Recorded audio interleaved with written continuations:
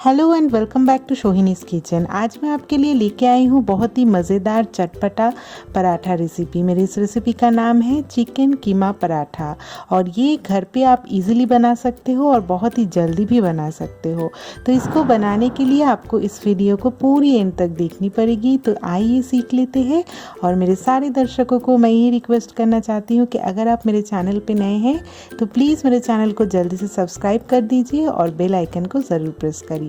तो चलिए देख लेते हैं आज के इंग्रेडिएंट्स। तो यहाँ पे मैंने 1 कप चिकन कीमा लिया है बोनलेस, 10 से 12 लहसुन को छोटे टुकड़े में काट लिया है, 1 बड़ा चम्मच अदरक पेस्ट और यहाँ पे मैंने काली मिर्च के पाउडर स्वाद अनुसार इस्तेमाल करूँगी, 1 छोटा चम्मच गरम मसाला और धनिया जीरा पाउडर, 1 प्याज को छोटा काट लिया है, 1 चम्मच हल्दी, नमक स्वाद अनुसार और चिकन तंदूरी मसाला लिया है एवरेस्ट का। और यहाँ पे एवरेस्ट का ही मैं कसूरी मेथी इस्तेमाल करूँगी और 1 नींबू चाहिए। तो चलिए शुरू करते हैं। तो पराठे के लिए जो स्टफिंग है पहले वो रेडी कर लेते। तो इसके लिए कढ़ाई ले लिया है, गैस को पहले से ही ऑन कर दिया है। तो पहले मैं यहाँ पे डाल दूँगी 3 बड़े चम्मच मस्टर्ड ऑयल यानी कि सरसों का तेल। आप चाहो तो रिफाइंड ऑयल या बटर घी कुछ भी इस्तेमाल कर सकते हो। अभी यहाँ पे मैंने छोटे टुकड़े में कटे हुए 10 से 12 लहसुन के टुकड़े डाल दिया है। इसको हल्का सा फ्राई करेंगे और इस टाइम पे गैस के फ्लेम को मीडियम से लो में ही रखें तो अच्छा है। अभी इसमें डाल देते हैं 1 प्याज छोटे कटे हुए, इसको भी अच्छे से फ्राई करेंगे। गैस के फ्लेम को इस टाइम पे मीडियम में रखें और इसको लगातार चलाते जाइए और हल्के से फ्राई कर लीजिए। अभी यहाँ पे डाल देंगे 1 बड़ा चम्मच अदरक पेस्ट, अदरक को भी अच्छे से फ्राई कर लेंगे। इस टाइम पे गैस के फ्लेम को आप थोड़ा सा लो में ही रखें तो अच्छा है, क्योंकि अदरक जो है वो स्प्रेड बहुत ज़्यादा करता है। तो आप ये स्किप करने के लिए थोड़ा सा पानी भी डाल सकते हो। अभी जो है लगातार चलाते जाएंगे 2 मिनट तक और हल्का लाल कलर आ जाएगा, फिर नेक्स्ट इंग्रेडिएंट डाल देंगे। तो अब देख सकते हो कलर चेंज हो गया है, हल्का लाल कलर आ गया है। तो अभी चलिए चिकन कीमा डाल देते हैं। यहाँ पे करीबन 200 ग्राम जैसा चिकन कीमा है, ये बोनलेस है, इसको मैंने मिक्सी में एक बार ब्लेंड कर लिया था।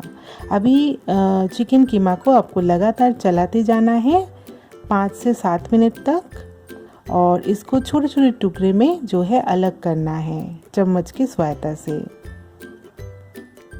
तो अच्छे से इसको पकाना है, सॉफ्ट होने तक इसको लगातार चलाते जाना है। ये एकदम छोटे छोटे टुकड़े में अलग हो जाएगा, आप देख सकते हो। इस टाइम पे गैस के फ्लेम को मीडियम से लो में ही रखिए तो अच्छा है। तो आप देख सकते हो बहुत ही अच्छे से चम्मच की सहायता से मैं जो है छोटे छोटे टुकड़े में कीमा को जो है अलग कर देती हूँ।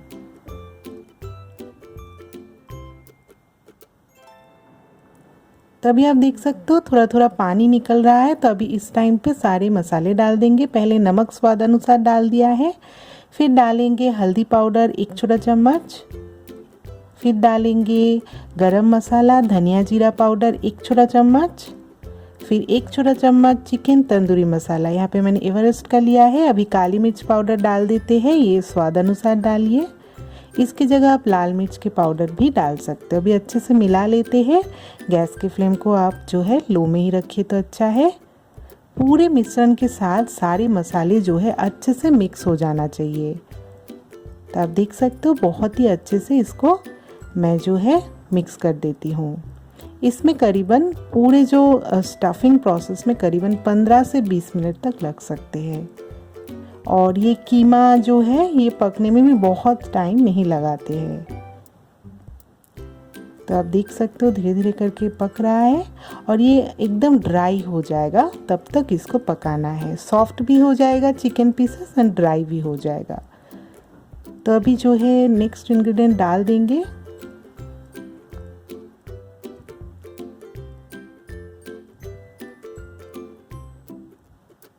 अभी डाल देते हैं एवरेस्ट का कसूरी मेथी। अगर आप घर पे ही कसूरी मेथी बनाए हैं तो वो भी डाल सकते हो। इसको 1 बड़ा चम्मच जैसा हाथों से थोड़ा सा मसल के डालिए। अभी इसको भी अच्छे से मिक्स कर देंगे, इससे बहुत अच्छा फ्लेवर एंड टेस्ट आएगा। अभी थोड़ा सा चेक कर लीजिए कैसा टेक्सचर है और टेस्ट भी बराबर है कि नहीं। आप चाहो तो थोड़ा सा चीनी भी डाल सकते हो स्वाद को बैलेंस करने के लिए, अगर बहुत ज़्यादा तीखा हो जाएगा तो।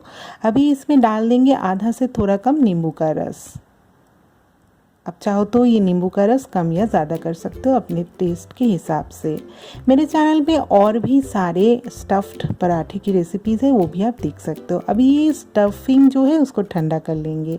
अभी चलिए आटा जो है डो बना लेते हैं आटे के साथ। तो यहाँ पे 1.5 कप आटा लिया है, नमक स्वादानुसार और 3 बड़े चम्मच यहाँ पे रिफाइंड ऑयल डालेंगे। आप चाहो तो मैदे का भी इस्तेमाल कर सकते हो। अच्छे से मिक्स कर लेंगे पहले, फिर थोड़ा थोड़ा करके पानी डालेंगे और ये जो डो है इसको अच्छे से रेडी कर लेंगे। नॉर्मल जैसे आटा या माने पराठा बनाते हो आप रोटी, तो वैसा ही डो बनेगा, बहुत ज़्यादा सख्त भी नहीं, बहुत ज़्यादा नरम भी नहीं। इसको अच्छे से मसलते जाइए चिकना करते हुए, थोड़ा थोड़ा करके पानी ऐड करके ये डो को जो है अच्छे से रेडी कर लीजिए। इसमें करीबन 5 से 6 मिनट तक लग सकते हैं।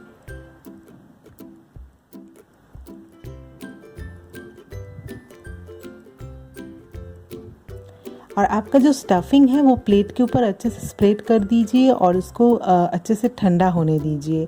नहीं तो अगर अच्छे से ठंडा नहीं होगा तो प्रॉपरली आप पराठा बना नहीं पाओगे, पराठा जो है फट सकता है बहुत ज़्यादा। तो इसको एकदम रूम टेम्परेचर में इसको आना चाहिए। तो आप देख सकते हो लगभग मेरा जो डो है वो रेडी हो गया है, बहुत ज़्यादा सॉफ्ट भी नहीं है, बहुत ज़्यादा सख्त भी नहीं है। तो इससे करीबन 7 पराठे इजीली बन जाएंगे।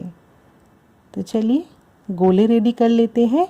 रोटी, यूजुअल रोटी जो घर पे बनाया जाता है, थोड़ा सा उससे ज़्यादा होगा इसका साइज़ गोले का।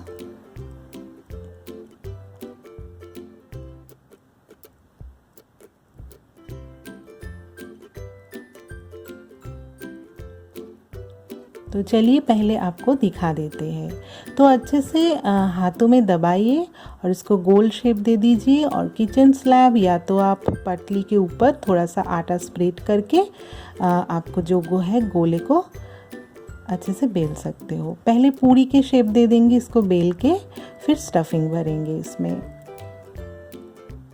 तो चलिए यहाँ पे मैं 3 छोटा चम्मच जैसा स्टफिंग भर देती हूँ और ये साइड से अच्छे से मोड़ के इसका जो मुंह है अच्छे से टाइटली बंद कर देते हैं।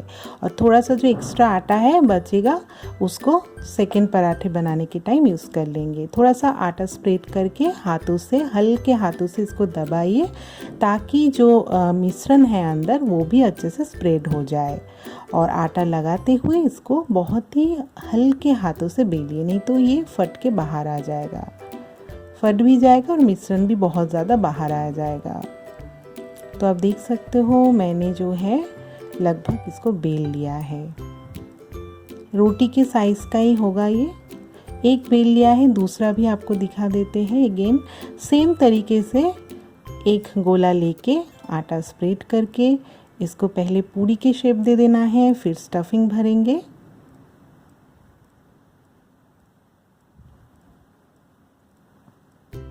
तो 3 बड़े चम्मच जैसा मैंने यहाँ पे स्टफिंग डाला है और साइड से इसको अच्छे से मोड़ के आप देख सकते हो हल्के हाथों में मुंह को बंद कर देना है और धीरे धीरे करके इसको दबा के सारे जो अंदर स्टफिंग है उसको भी स्प्रेड कर देना है हल्के हाथों से।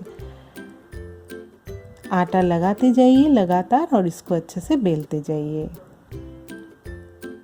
इसमें करीबन 2 से 3 मिनट लगते हैं।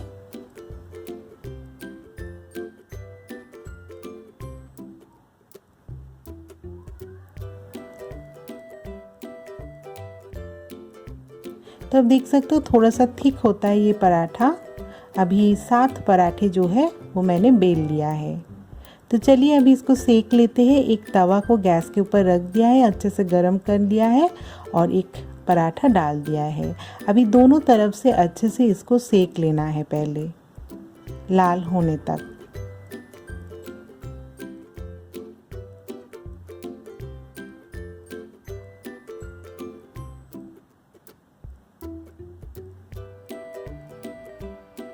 अच्छे से लाल कलर आ जाए फिर आप दोनों तरफ से इसको ऑयल लगा के फ्राई कर लीजिए। ऑयल या घी भी लगा सकते हो या बटर भी इस्तेमाल कर सकते हो आप। मैंने यहाँ पे थोड़ा थोड़ा करके ऑयल डालते हुए इसको फ्राई कर रही हूँ। हल्का लाल गोल्डन कलर आ जाएगा फिर इसको निकाल लेंगे प्लेट में।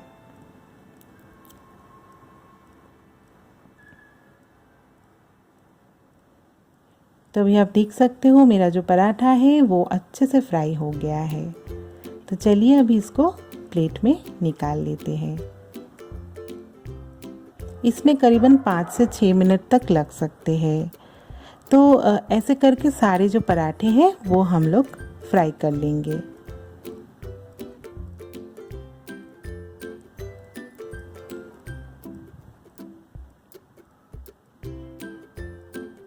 सेम तरीके से पहले सेक लेना है, फिर हम ऑयल या घी लगा के इसको अच्छे से फ्राई कर लेंगे गोल्डन ब्राउन होने तक दोनों साइड से। तो आप देख सकते हो दोनों साइड से मैं ऑयल लगा रही हूँ और इसको फ्राई कर रही हूँ अच्छे से। ठीक है, तो ये पराठा भी हमारा जो है तैयार हो गया है। तो अभी इसको सर्व कर लेते हैं।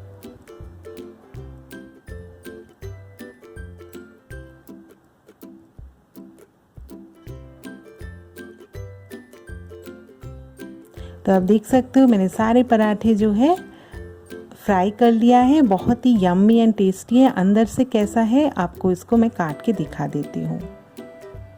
तो आप देख सकते हो बहुत ही मज़ेदार है ये पराठे, खाने में बहुत ही स्वादिष्ट है और बहुत ही चटपटा है। आज की रेसिपी अगर आपको अच्छा लगा तो मुझे कमेंट करके ज़रूर बताइएगा, शेयर करिएगा। देखने के लिए बहुत बहुत धन्यवाद। Thank you for watching.